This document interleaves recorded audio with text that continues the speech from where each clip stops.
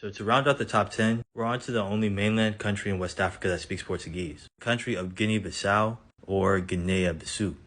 Known for being the world's top 5 producer in cashews and housing the beautiful Bajagos Islands, this country is home to around 2 million souls, many of whom's ancestors were a part of the 180,000 that left for the Americas. If you take Ancestry DNA, your Guinea-Bissau results or ancestral roots will be lumped together with Senegal, as well as Gambia, and if you take 23andMe, your results will usually be lumped together with Senegambian and Guinean, with maybe some overlap into Ghanaian, Liberian, and Sierra Leone. Atlantic-African relations in this nation follow a trend similar to their neighbors in the Upper Guinea, with the Portuguese coming around the 1440s, with again the primary intent to raid for enslaved people, angering many in the northern Guinea-Bissau coast, many of whom were Balanta Bajago or Jola, and their fury had the Portuguese running back to their boats empty-handed. These events led the Portuguese to come back this time with a better strategy, with the Portuguese establishing relationships with peoples who had a government system similar to theirs, many of whom this time were Papel, Manjago, and Biafada peoples, who in turn gave them wives to marry, thus beginning the trade of European and Asian cloth,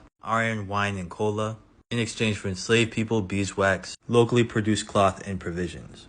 Those enslaved going to places like Cabo Verde and Lisbon, as well as many nations owned by Spain in the New World between 1550 to around 1650. This pattern continued from the 1700s all the way to the 1860s, mainly from the port of Bissau,